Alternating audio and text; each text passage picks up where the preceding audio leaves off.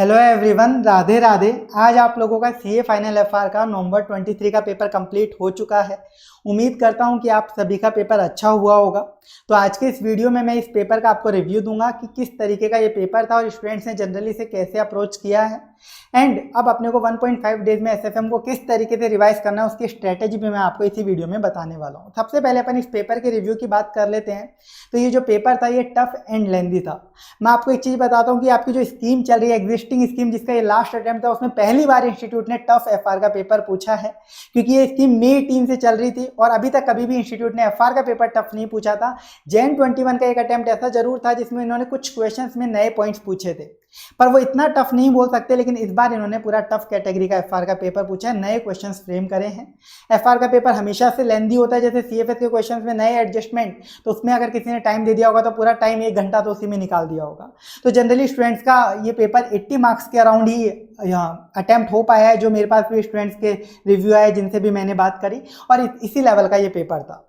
तो अब ये जो टफ पेपर था, तो इंस्टीट्यूट ने इस बार भी ग्रुप 1 को टारगेट कर लिया। एफआर आज तक टफ पूछा नहीं था, तो लास्ट अटेम्प्ट में चलते चलते इन्होंने एफआर को टफ करके पूछ लिया। अब इस पेपर में अगर मैं और बातें करूं तो इस पेपर को अगर डिटेल में एनालाइज किया जाए तो 126 मार्क का आपका पेपर आया था, जिसमें से 100 का अटेम्प्ट करना होता है। तो 126 मार्क के पेपर में 77 मार्क्स के न्यू क्वेश्चन है और रिमेनिंग 49 मार्क्स के आपके रिपीटेड क्वेश्चन थे। रिपीटेड का मतलब या तो वो इंस्टीट्यूट के मॉड्यूल, आरटीपी, एमटीपी इनके ही क्वेश्चन थे। आपने इंस्टीट्यूट के डायरेक्ट सोर्सेज पढ़े हों या कोई भी क्वेश्चन बैंक जिनमें सब कुछ कवर है वो करे हों, तो वो क्वेश्चन आपने आइडेंटिफाई कर लिए होंगे। जो कि एक इंडियस 109 का 14 मार्क्स का, इंडियस 105 16 38 21 सीएसआर और कंसेप्चुअल फ्रेमवर्क के क्वेश्चन जो पेपर से अभी मैं आपको बताऊंगा अभी। तो ये बताने का मेरा पर्पस सिर्फ इतना है कि कितना भी टफ पेपर हो, 40 to 50 मार्क्स का आपको कॉपी पेस्ट मिलता ही मिलता है।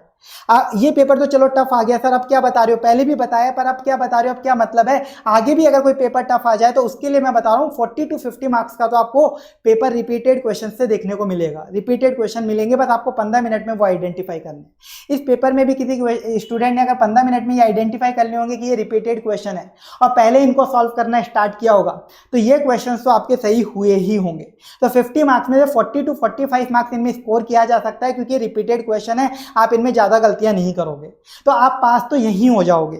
और उसके बाद जो नए क्वेश्चन है उनमें भी कुछ ना कुछ स्टेप्स लगा के सॉल्व करोगे तो 10-5 नंबर वहां भी आएंगे। यानी टफ पेपर में भी हम मार्क्स ला सकते हैं अगर हम सही तरीके से काम करें। तो किसी स्टूडेंट ने 15 मिनट का सही यूटिलाइजेशन किया होगा तो वो ये आइडेंटिफाई करके पेपर को सही से करके आया होगा, पास के लायक वो आराम से स्कोर कर चुका होगा।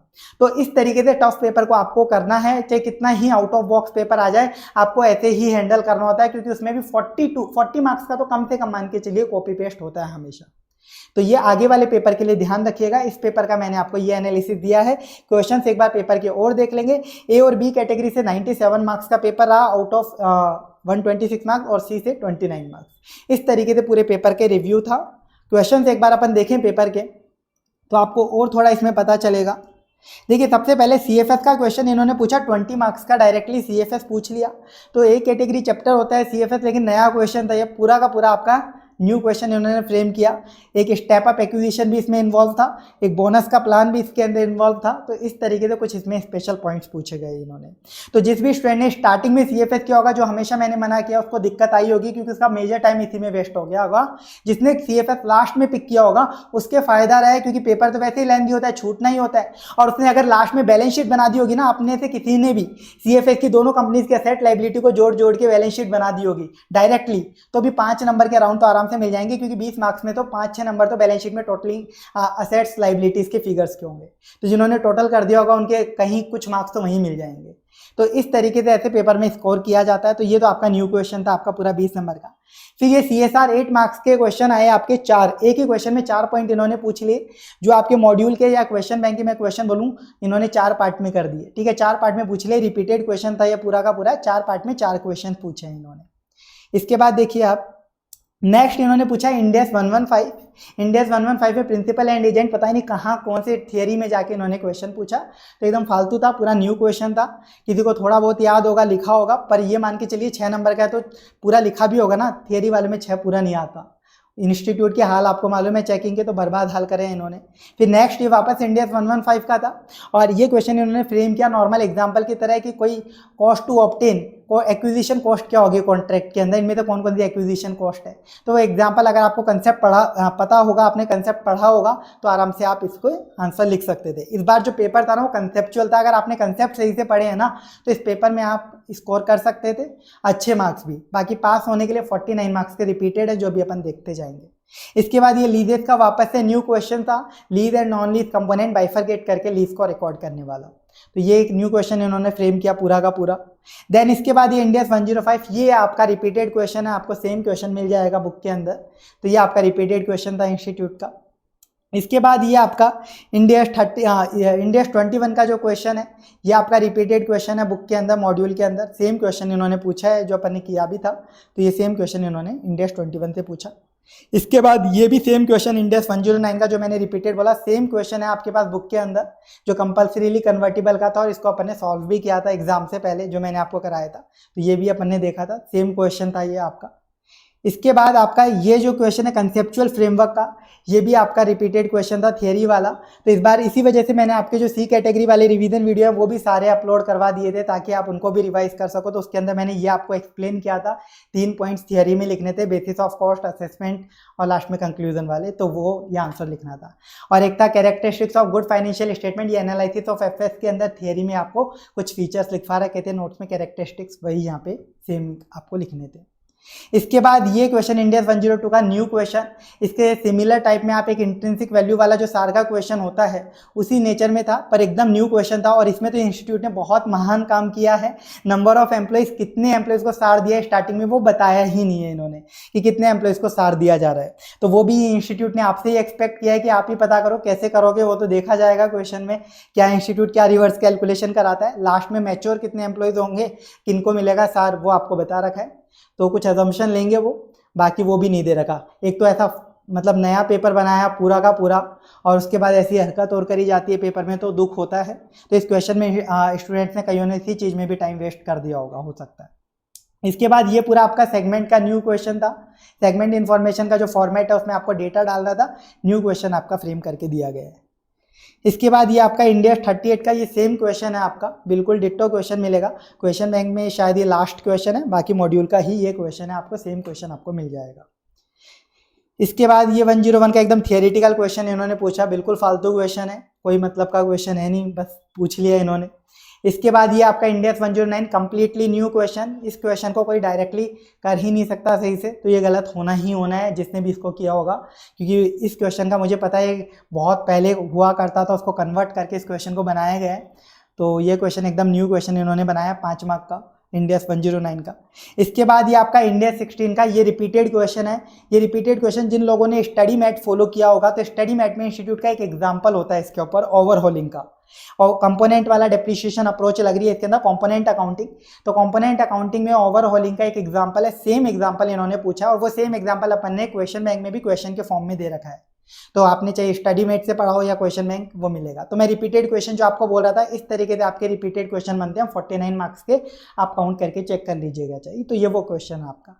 इसके बाद ये लास्ट इंडिया 8 का एक नॉर्मल थियरी क्वेश्चन पूछा, नया क्वेश्चन है ये भी कंप्लीटली।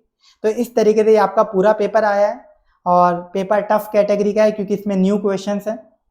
अगर आपने कंसेप्चुअली पढ़ा था, कंसेप्ट जिसके अच्छे थे वो तो इस पेपर में अच्छे मार्क्स स्कोर कर लेगा, और जिन्होंने सिर्फ क्वेश्चन अप्रोच से गए थे तो उन्होंने अगर 15 मिनट में सही सिलेक्शन कर लिया होगा, रिपीटेड क्वेश्चंस आइडेंटिफाई कर लिए होंगे, तो वो उन क्वेश्चंस को भी अगर ढंग से करे होंगे तो 40 मार्क्स तो उनके आराम से वहाँ सिक्योर हो गए होंगे, बाकी फिर आपको एडिशनली मिलेगा। तो आपको थोड़ा कंसेप्चुअली चलना चाहिए। बाकी जो आप पेपर्स के लिए प्रिपेयर करोगे उसमें भी ध्यान रखना, अब पेपर्स में अगर कोई भी और भी पेपर आपको टफ दिखे, आउट ऑफ बॉक्स दिखे, तो घबराना नहीं है। पहली चीज़ बस ये ध्यान रखनी है, 15 मिनट में आपका काम ये है, पेपर टफ नजर आ रहा है ना, तो ऐसा मत सोचना कि सब कुछ ही नया होगा, कुछ ना कुछ तो कॉपी पेस्ट मिलेगा ही, कम से कम 40 नंबर मान के चलो कॉपी पेस्ट मिलेगा, जो कि मैंने आपको एकदम पूरा वेरीफाई करवाया, लिखाया भी है, वेरीफाई भी कराया है। आपको बाद में लगे तो मैच कर लेना, आपको ऐसा लगे कि कैसे ऐसा कैसा पॉसिबल हो सकता है। तो बस वो 15 मिनट में आप किस तरीके से पेपर को देखते हो वही आपका पेपर डिसाइड करता है। तो चलिए आज के पेपर का तो अपन ने रिव्यू कर लिया है और अब इस पेपर में आपको दिमाग लगाना नहीं है, जैसा भी हुआ है पेपर अब नेक्स्ट पेपर पे फोकस करना, क्योंकि ये पेपर सभी का ऐसा गया है। ऐसा मत सोचना कि अगर आपका खराब हुआ है सिर्फ आप ही रो रहे हो, ऐसी बात नहीं है। जब टफ पेपर आता है ना ज़्यादातर स्टूडेंट पैनिक कर ही जाते हैं, तो ज़्यादातर स्टूडेंट ने खराब ही किया होगा और अटेम्प्ट तो जनरली 80 मार्क्स का ही किया होगा। इस पेपर को एफआर के अंदर नया क्वेश्चन पेपर था तो पेपर अटेम्प्ट ही नहीं कर पाते, क्योंकि हमें नए क्वेश्चन को पढ़ने में समझने में टाइम लग जाता है। तो इसमें आप वो चीज़ की टेंशन बिल्कुल भी मत लीजिएगा, सभी का सेम होता है पेपर। अब आपको नेक्स्ट पेपर पे फोकस करना है जो कि आपका एसएफएम। अब आपको एसएफएम को किस तरीके से रिवाइज करना है 1.5 डे में, उसकी मैं आपको स्ट्रेटेजी बता देता हूँ। देखिए आज के दिन अपनी अभी मैराथन चालू हो जाएगी, 7 बजे अपन मैराथन लेने वाले हैं, जिसमें मैं आपको सारे चैप्टर्स विद क्वेश्चंस रिवाइज कराने वाला हूँ। 4x के अलावा जितने भी चैप्टर्स हैं सबके कंसेप्ट और क्वेश्चंस के साथ जो भी मोस्ट इंपॉर्टेंट मुझे लगेंगे, जिससे आपका मेजर टॉपिक्स कवर हो जाए। मोस्ट इंपॉर्टेंट मतलब जिसमें मेजर कंसेप्ट कवर हो जाए, वो क्वेश्चंस भी मैं आपको प्रैक्टिस करा दूंगा इस मैराथन के अंदर। तो जो अभी अपन आज स्टार्ट करेंगे 7 बजे चालू हो जाएगी 1 घंटे के बाद, तो ये मैराथन आप अटेंड कर लेना पूरी की पूरी। इसके बाद कल के दिन आपको क्या करना है, फिर जो भी चैप्टर्स अपन ने मैराथन में करे उनके कंसेप्ट नोट्स पढ़ना और जो इंपॉर्टेंट क्वेश्चंस जो हैं उनको एक बार गो थ्रू करना, लिख के कुछ भी मत करना, इतना टाइम नहीं है। ये आप कर लोगे, फिर रात में आपके पास टाइम बचे तो 4x चैप्टर उठाना। 4x को अभी नहीं करना, 4x सबसे लास्ट में, कल रात को आपके पास जब टाइम बचे तो उसका जो डिटेल वाला रिवीजन वीडियो है ना उसको 2x की स्पीड में सुन लेना और फिर उसके इंपॉर्टेंट क्वेश्चन जो है ना, जो और भी मैं बता दूंगा मैराथन के अंदर आप लोगों को, केवल वो देख के चले जाना, क्योंकि वो एकदम बर्बाद चैप्टर होता है। और एग्जाम में भी अगर 4x का क्वेश्चन आए ना, कभी भी गलती से उसको स्टार्टिंग में मत करना, चाहिए आपको कितने ही अच्छे से आता है, उसमें गलतियां होती हैं। एकदम बर्बाद चैप्टर है वो, इतना सारा कंटेंट है, आएगा लिमिटेड 1-2 क्वेश्चन मैक्सिमम। तो उस चैप्टर में ज़्यादा टाइम नहीं लगाना। कल के दिन टाइम बचे लास्ट में जो मेरा मेन रिवीजन वीडियो है 4x का, उसको 2x की स्पीड पे 2-3 घंटे में कवर करना, 1-1.5 घंटे में क्वेश्चन, यानी मैक्सिमम 3 से 4 घंटे आपको 4x को देने मैक्सिमम। कल के दिन टाइम बचे तो रात को, ये आपका 4x का तरीका रहेगा। और एग्जाम में आए तो सबसे लास्ट में क्वेश्चन करने का ट्राई करना 4x का, स्टार्टिंग में मत करना आप लोग। इसके बाद परसों के दिन यानी जिस दिन आपका एग्जाम होगा उस दिन क्या करना था, 2 बजे से पहले जो भी थियरी है, क्योंकि एसएफएम में आपको मालूम है 20 से 25 नंबर की थियरी आती है, वो आप याद कर लेना, रिवाइज कर लेना नोट्स से। नोट्स आपको दे रखे हैं थियरी के 36 पेजेस के अराउंड है, वो पूरे के पूरे रट लेना, जिसमें भी startup finance, securitisation chapter 1, chapter 2 और interest rate risk management, majorly इन चैप्टर से थियरी इंस्टीट्यूट फोकस करता है। तो इन चैप्टर्स की थ्योरी फर्स्ट प्रायोरिटी पे आप रट लेना, परसों के दिन ही आप करना। तो इस तरीके से आप 1.5 डे में एसएफएम रिवाइज करोगे। कुछ स्टूडेंट्स ऐसे भी हो सकते हैं कि हम मैराथन नहीं अटेंड करने वाले सर, हमें तो खुद से पढ़ने में ज़्यादा समझ आता है। तो आप लोग क्या करना, फिर आप लोग आज के दिन सिक्योरिटी वैल्यूएशन और पोर्टफोलियो एटलीस्ट ये 2 चैप्टर खुद से टारगेट करके कंप्लीट करना, नोट्स प्लस इंपॉर्टेंट क्वेश्चंस। कल के दिन बाकी वाले प्रैक्टिकल चैप्टर्स और रात को फिर कल वापस वही 4x चैप्टर एंड परसों सुबह आपका थियरी। तो जो लोग मैराथन अटेंड नहीं करने वाले वो इस तरीके से करना, जो मैराथन अटेंड कर लेंगे उनको तो स्पेशल बेनिफिट मिल जाता है कि आपको स्पीड में एक बार सारे चैप्टर्स विद क्वेश्चंस रिवाइज हो जाने वाले हैं। कल आपको बस फिर नोट्स पढ़ के क्वेश्चंस गो थ्रू ही करने रहेंगे और रात को बस फिर 4x देख लेना है और परसों सुबह थियरी आपको वापस से रिवाइज करके चले जाना है। तो इस तरीके से एसएफएम को प्लान करो। एफआर का जैसा भी पेपर हुआ उसको भूल जाओ, बिल्कुल भी दिमाग मत लगाओ, क्वेश्चन के आंसर वगैरह ढूंढने मत बैठ जाना, कहीं कुछ भी दिमाग मत लगाना, सिर्फ नेक्स्ट पेपर पे फोकस करो। पेपर टफ आता है तो परेशान नहीं होना, वो पूरे इंडिया के लिए टफ है, सिर्फ आपके लिए टफ नहीं है, ये मैं बहुत बार बोलता हूँ। हर बच्चे के लिए टफ है, क्योंकि हर बच्चे ने जो भी नया क्वेश्चन आपको लगा है, हर बच्चे ने पहली बार उस क्वेश्चन को देखा है, तो उसमें आपको घबराना बिल्कुल भी नहीं है। और आगे भी अगर कोई पेपर टफ आता है तो उसमें भी मैंने आपको स्ट्रेटेजी बताई है, 15 मिनट में आइडेंटिफाई करना कौन सा रिपीटेड क्वेश्चन है, क्योंकि 40 नंबर का तो कम से कम रिपीटेड मिलेगा और वो अगर आपने पहले करे तो आप पास तो वहीं हो जाओगे, बाकी क्वेश्चन तो आपको एडिशनल मार्क्स दिलाएंगे जो थोड़ा थोड़ा भी करोगे तो आप लोग। तो ये चीज़ आप फॉलो कर लेना एसएफएम के लिए अब, और इसमें बिल्कुल दिमाग मत लगाओ। हो सकता है अब एसएफएम का नॉर्मल पेपर पूछ ले, एफआर का इस लेवल का इन्होंने नए क्वेश्चन करके पूछा है, तो बाकी इनकी कोई भरोसा है नहीं, हाल खराब ही है इन लोगों के।